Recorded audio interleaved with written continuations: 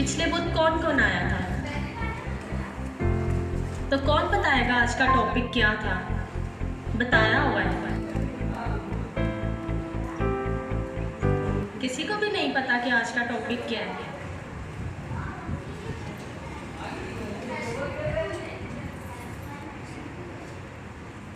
आज का जो टॉपिक है वो है दुआ। क्या टॉपिक है? दुआ। कि दुआ हमारी ज़िंदगी में क्यों ज़रूरी है और दुआ की क्या अहमियत है और हमारी ज़िंदगी में दुआ की क्या अहमियत है। जिस तरह के आज के दौर में अगर हम चर्च आए तो हमें दुआ नहीं भी आती होगी, पर हम चर्च आए तो हम खुदा से आके मांगते हैं, पर हमने कभी ये नहीं मांगा कि खुदा हमें दुआ करना सिखा, कि हमने किस तरह से दुआ करनी है। पर हमें ज़रूरत है, अगर हमें दुआ करनी नहीं आती तो हम किससे मांगे? खुदा से मांगे।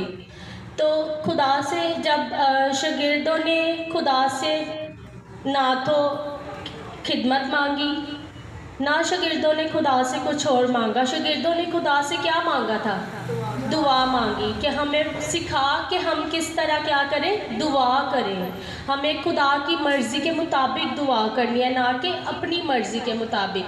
क्योंकि शागिर्दों ने क्या कहा था कि हमें सिखा कि हम किस तरह क्या करें, दुआ करें, कि हमें दुआ किस तरह करनी चाहिए। हमें ये भी पता होना चाहिए कि खुदा ने किस तरह अपने शागिर्दों को दुआ करना सिखाया है, तो हमें किस तरह क्या करनी चाहिए, दुआ करनी चाहिए। इसके लिए मेरे साथ हवाला निकालिए मत्ती की इंजील, उसका 6वां बाब और उसकी नामी आयत।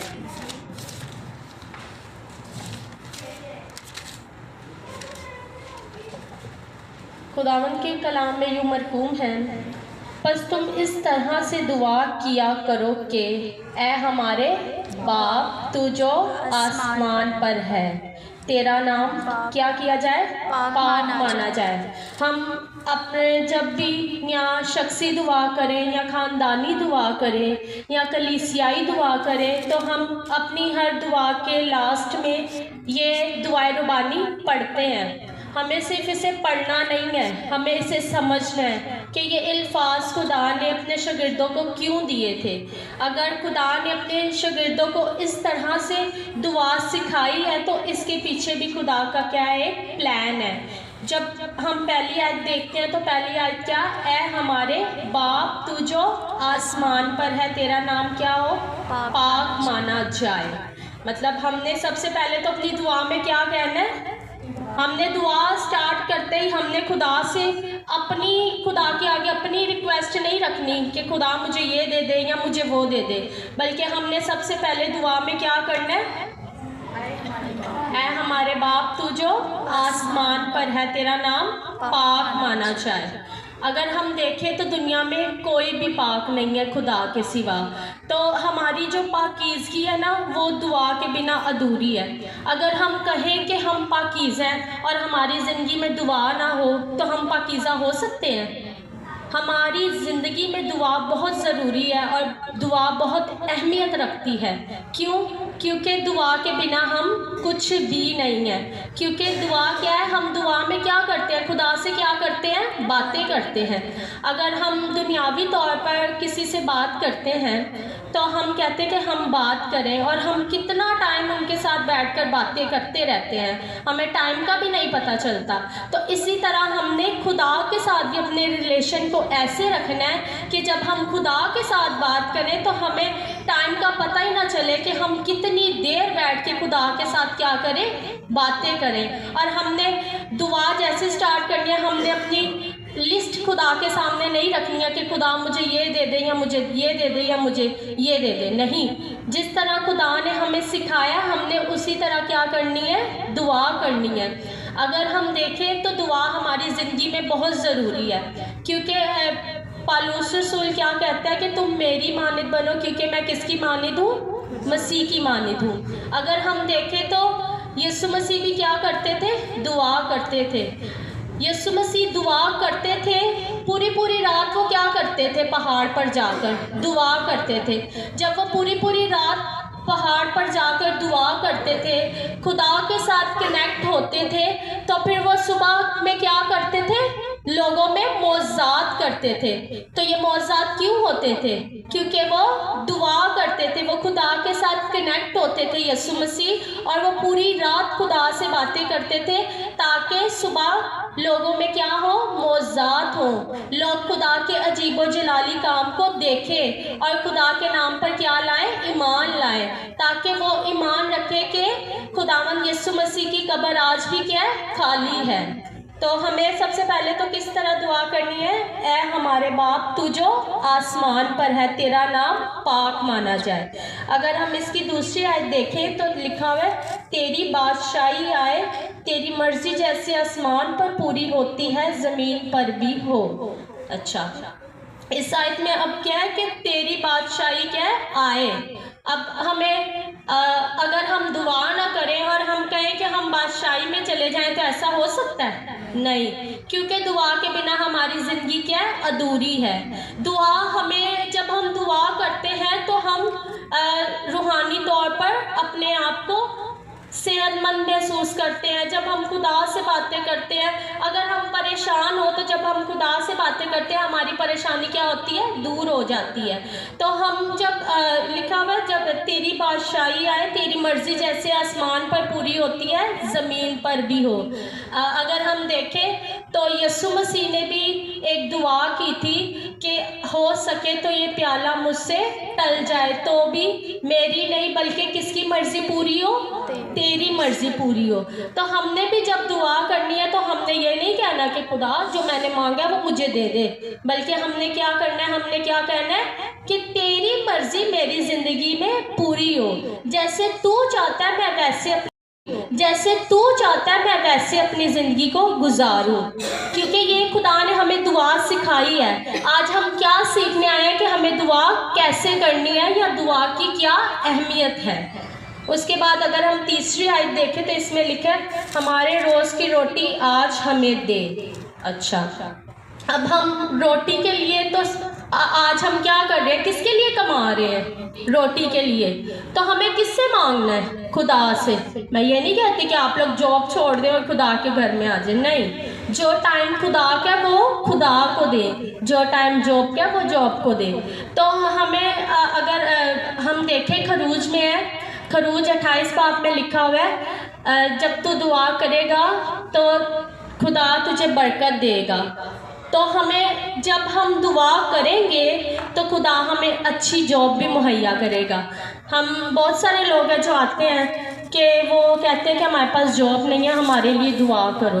तो हम ये ना सिर्फ दुआ करें कि हमें जॉब दे, बल्कि हम ये दुआ करें कि हमें वो जॉब दे जिसकी वजह से हम तेरे घर आना ना छोड़े, बल्कि हम जॉब भी करें और खुदा के घर भी आए। तो ये आयत जो है ना, ये है हमारे रोज़ की रोटी आज हमें दे। क्योंकि जब हम खुदा के साथ चलेंगे ना तो फिर हम किसी चीज़ के मोहताज नहीं हैं, क्योंकि खुदा अपने लोगों को सब कुछ देने की कुदरत रखता है। और जिस तरह हमने अपने कर्जदारों को माफ़ किया है, तू भी हमारे कर्ज हमें माफ़ कर। आज के दौर में ये काम बहुत मुश्किल है, पर ये करना बहुत ज़रूरी है। क्यों ज़रूरी है? क्योंकि ये खुदा ने दुआ सिखाई है और हम ये रोज़ाना की रूटीन में ये दुआ करते हैं। हमें सिर्फ इसे करना नहीं है, हमें इस पे अमल करना है। क्योंकि ये किसका हुक्म है? हमारे लिए खुदा का हुक्म है। खुदा हमें सिखा रहा है कि हमें ऐसे दुआ करनी है। तो हमें अपने कर्जदारों को क्या करना है? माफ़ करना है। हम जब अपने कर्जदारों को माफ़ करेंगे ना तो हमारे भी कर्ज माफ़ होंगे। अगर आपको याद हो कि बाइबल में एक स्टोरी थी कि किसी ने ना किसी एक इंसान ने पैसे देने थे किसी के, तो उसने उसे बोला कि मेरे पास पैसे नहीं है, तो मुझे माफ़ कर दे। तो उसने तो उसे माफ़ कर दिया। आगे से उसने भी किसी से पैसे लेने थे, पर जब वो पैसे लेने के लिए गया तो जिसने उसे देने थे ना, उसने बोला कि मेरे पास नहीं है। पर उसने ये नहीं किया, उसने उसे माफ़ नहीं किया। उसने क्या कहा कि नहीं, तू मुझे दे। अब यहाँ पे क्या बात है कि हमें क्या करना है? माफ़ करना है अपने कर्जदारों को। तो जब खुदा हमें ये सिखा रहा है तो हमें ये सीखने की ज़रूरत है। आज के दौर में मुझ समेत माफ़ करना बहुत मुश्किल है, पर हमें ये करना है। क्यों करना है? क्योंकि ये खुदा का हुक्म है हमारे लिए। खुदा ने ये हमें क्या किया है? दुआ सिखाई है। हम सिर्फ रोज़ाना इसको पढ़े ना, बल्कि हमने इस पर गौर करना है, इसे समझना है कि ये दुआ के अल्फाज खुदा ने क्यों कहे, क्यों हमें ये दुआ करने के लिए कहा गया है। ठीक है, उसके बाद जो आयत है वो है, और हमें आजमाइश में ना ला बल्कि बुराई से बचा, और जलाल हमेशा तेरे ही है, आमीन। अच्छा, इसकी जो 13वीं आयत है उसमें लिखा है, और हमें आजमाइश में ना ला बल्कि बुराई से बचा, क्योंकि बादशाही और कुदरत और जलाल हमेशा तेरे ही हैं। अच्छा, मैंने बहुत सारे लोगों को ये कहते हुए सुना है कि वो इस जो ये आयत है ना उसमें ये कहते हैं बाइबल में क्या लिखा हुआ है, और हमें आजमाइश में ना ला। पर मैंने बहुत सारे लोगों को जब दुआ करते हुए सुना तो वो कहते हैं हमें आजमाइश में ना पढ़ने दे। हमें खुदा के कलाम में कुछ बढ़ाना या घटाना चाहिए? नहीं। तो फिर हमें यही दुआ करनी है जो खुदा ने सिखाई है। अगर खुदा हमें आजमाइश में डाल रहा है तो क्यों डाल रहा है? आजमाइश हम पे आती है तो हम खुदा के करीब होते हैं या खुदा से दूर हो जाते हैं? करीब हो जाते हैं ना। तो ये दुआ खुदा अपने शागिर्दों को इसलिए सिखा रहा है कि जब हम आजमाइश में नहीं पढ़ेंगे तो हम तो कभी खुदा को याद ही नहीं करेंगे, क्योंकि हम खुदा को किस वक्त याद करते हैं? जब हम क्या आजमाइश में होते हैं। तो इसीलिए खुदा ने ये दुआ अपने शागिर्दों को सिखाई है कि और हमें आजमाइश में ना ला। हमें खुदा के कलाम में जो लिखा है हमें उसे पढ़ना है, ना कि हमने कलाम के वर्ड को छोड़ के अपने वर्ड बना के दुआ में करने हैं। ये नहीं करना, क्योंकि खुदा के कलाम में हम कुछ नहीं है कि हम खुदा के कलाम में अल्फाज को बढ़ाएं या घटाएं। तो हमें अगर इसमें यह लिखा है ना कि हमें आजमाइश में ना ला, तो इसका मतलब ये है कि हमें खुदा से हम दुआ करते हैं कि हमें आजमाइश में ना ला। अब आप लोग बोलोगे कि हम आजमाइश में ना ला, ये क्या मतलब है? इसका मतलब ये अगर कि हम कहते हैं ना हमें आजमाइश में ना ला, इसका मतलब ये है कि हम भले आजमाइश में हो या ना हो, हमने तेरे साथ चलना है। हमने सिर्फ आजमाइश के वक्त खुदा को याद नहीं करना, बल्कि हम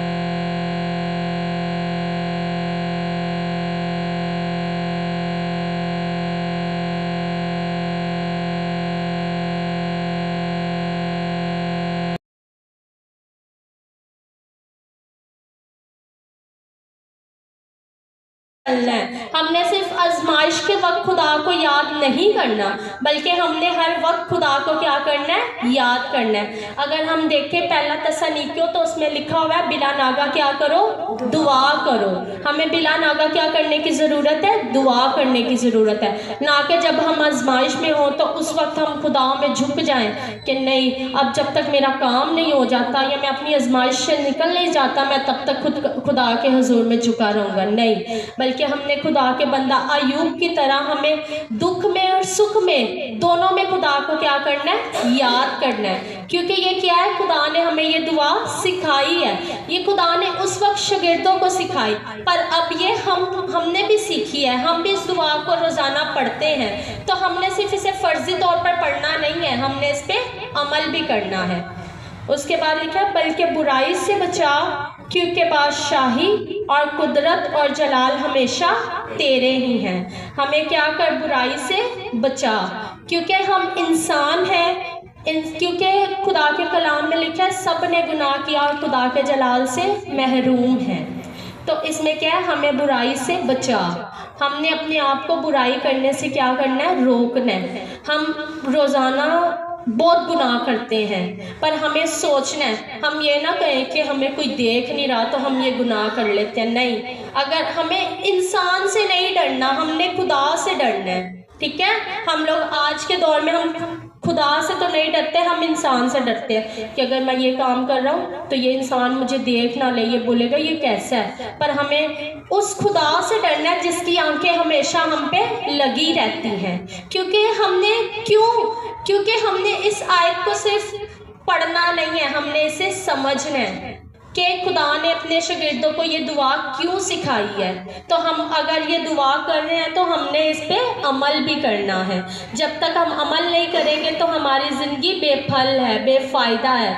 क्योंकि खुदा जो है, खुदा की जितनी भी बातें हैं, जितने भी वादे हैं, जितने भी हुक्म है ना, उन पे खुदा ने पहले खुद अमल किया, तो फिर खुदा ने उसे बाइबल में बयान किया है। तो खुदा ने अगर हमें दुआ करने का बोला है ना, तो खुदा खुद भी दुआ करते थे। खुदा ने हमें दुआ का नमूना दिया है, क्योंकि वो पूरी रात पहाड़ पर जाके क्या करते थे, दुआ करते थे। आज अगर हम किसी के लिए दुआ करें तो हम कहते हैं हमारी दुआ नहीं सुनी गई। क्यों नहीं सुनी जाती?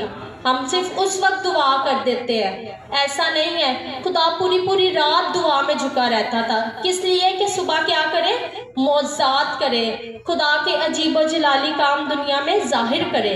तो हम किस तरह खुदा के कलाम दुनिया में जाहिर कर सकते हैं? दुआ के वसीला से। Very good.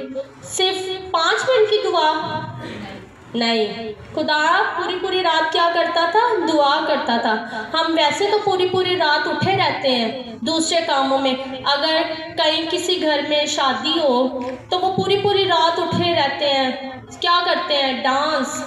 पर हमें पूरी रात उठ के क्या करना है, खुदा की तरह दुआ करनी है। हमने खुदा ने हमें नमूना दिया है। खुदा पहले खुद करके दिखाते हैं, फिर खुदा हुक्म देते हैं अपने लोगों को।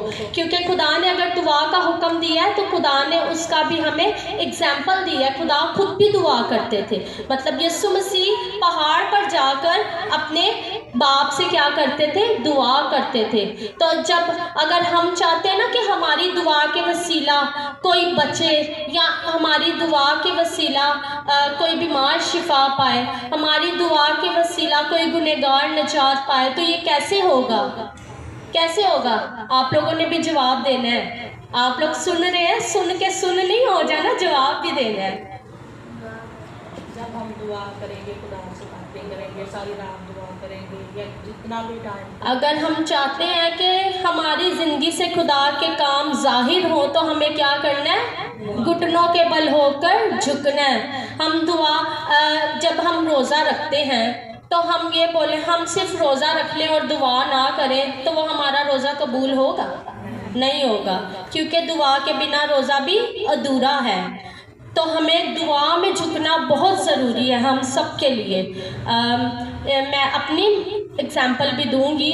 मैं पहले दुआ करती थी 5 मिनट की, 10 मिनट की, पर जब मैंने गौर किया इस दुआ पे, मतलब दुआए रुबानी पे गौर किया, इसको समझा, तो फिर मैंने कहा नहीं, हमें खुदा के साथ ज़्यादा वक्त गुजारना है। जब हम खुदा के साथ ज़्यादा वक्त गुजारेंगे फिर ही खुदा हमारी ज़िंदगी से अपने कामों को क्या करेंगे, ज़ाहिर करेंगे। और खुदा का शुक्र है कि अब मैं आधा घंटा दुआ करती हूँ। सिर्फ क्यों? क्योंकि मैंने ये भी खुदा से मांगा कि खुदा जब मैं दुआ करूँ तो मुझे दुआ के लिए क्या दे, अल्फाज दे, ताकि मैं ज़्यादा देर आपके साथ बैठकर क्या करूँ, बातें कर सकूँ। हम दुनियावी लोगों के साथ तो बैठ के बातें कर लेते हैं, पर हमें खुदा के साथ बातें करने की ज़रूरत है। जब हम कहते हैं कि हमने तो कोशिश की थी कि हम दुआ में वक्त गुजारे रात के टाइम, पर हमें क्या आ जाती है, नींद आ जाती है। मैं कहती वो नींद नहीं, वो कौन आ जाता है, शैतान आ जाता है, क्योंकि वो चाहता है कि आप लोग खुदा से क्या ना करें, बातें ना करें। पर हमें इब्लीस का मुकाबला जब हम करेंगे तब भी वो हमसे क्या करेगा, भागेगा। हमें इब्लीस का मुकाबला करने की ज़रूरत है। जब हम इब्लीस का मुकाबला करेंगे तो वो हमसे भागेगा। अगर हमें नींद आ रही है तो हमने उस नींद को इग्नोर करना है, बल्कि हमने क्या करना है, खुदा को अपने साथ, खुदा के और अपने राब्ते को टूटने नहीं देना।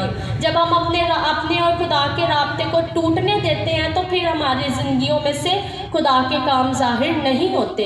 आज लोग क्यों कहते हैं कि हमारी दुआ नहीं सुनी गई, और लोग 1 महीना इंतज़ार करते हैं हमारी दुआ नहीं सुनी गई तो वो दूसरी लाइन पर चले जाते हैं। हमें ऐसा नहीं करना, बल्कि हर एक काम का एक क्या होता है, वक्त होता है। खुदा हर दुआ का वक्त पर जवाब देता है। हम तो जज्बाती होकर ये कहते हैं कि नहीं खुदा तो मेरी दुआ का जवाब मुझे अभी दे दे, पर नहीं, खुदा हर काम प्लान के साथ करता है कि अगर खुदा हमारी दुआ का जवाब नहीं दे रहा तो इसमें हमारी कोई भलाई है।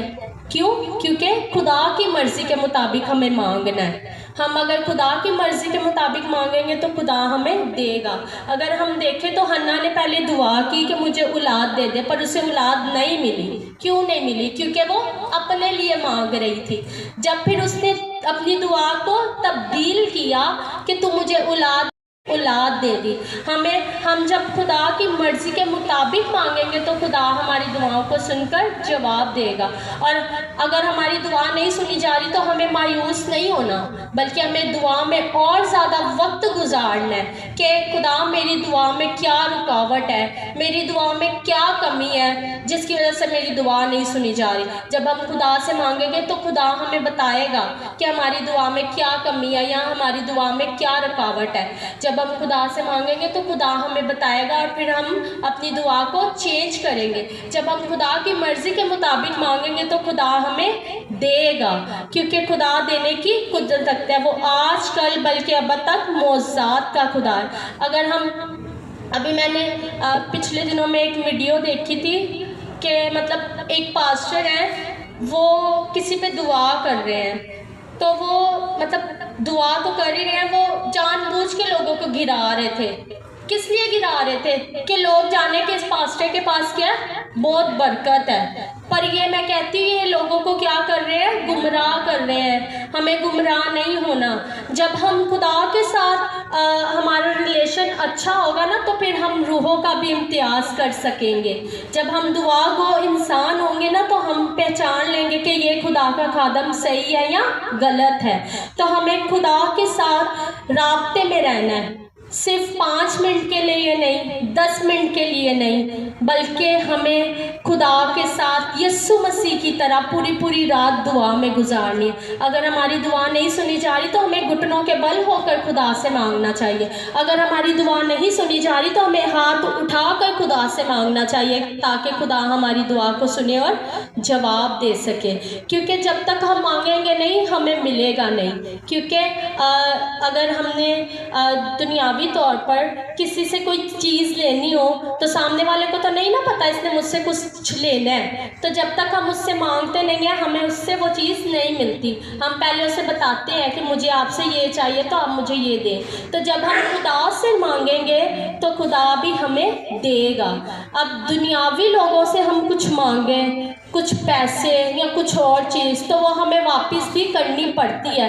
पर अगर हम खुदा से मांगेंगे तो वो हमें वापस करनी पड़ती है नहीं, बल्कि खुदा हमें, अगर हम खुदा के हजूर में देंगे तो खुदा हमें डबल करके देगा। भले वो पैसा हो, भले वो बरकत हो, हमें खुदा डबल करके देने की कुदरत रखता है। तो आज हम लोगों ने क्या सीखा कि हमें खुदा से किस तरह मांगना चाहिए। हमें दुआए रुबानी को सिर्फ लफ्ज़ी तौर पर नहीं पढ़ना कि हमने हर दुआ के बाद इसे पढ़ना है। हम शुरू से देख रहे हैं हमारे बाप, उनके बाप वो दुआ के बाद इसे पढ़ते थे। हमने सिर्फ ऐसे इसे नहीं पढ़ना, बल्कि हमने इसे समझ कर पढ़ना है, गौर से पढ़ना है कि आया खुद यीशु मसीह ने अपने शागिर्दों को ये दुआ क्यों दी थी, इसमें क्या मकसद है। अगर हम इससे समझ सोच के पढ़ेंगे तो फिर ही हम खुदा की मर्ज़ी के मुताबिक ज़िंदगी गुजार सकते हैं और खुदा के काम हम में से ज़ाहिर हो सकते हैं। अगर मैं कहूँ कि मैंने कलाम देना है और मैं कलाम की तैयारी तो कर लूँ पर मैं दुआ ना करूँ तो मैं कलाम दे दूँगी? नहीं,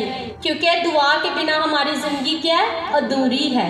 तो हमें अब पिछले से पिछले वेडनेसडे रेचल ने पूछा कि भाई कौन कौन दुआ करता है, तो बहुत सारे लोगों ने हाथ दिखाए थे।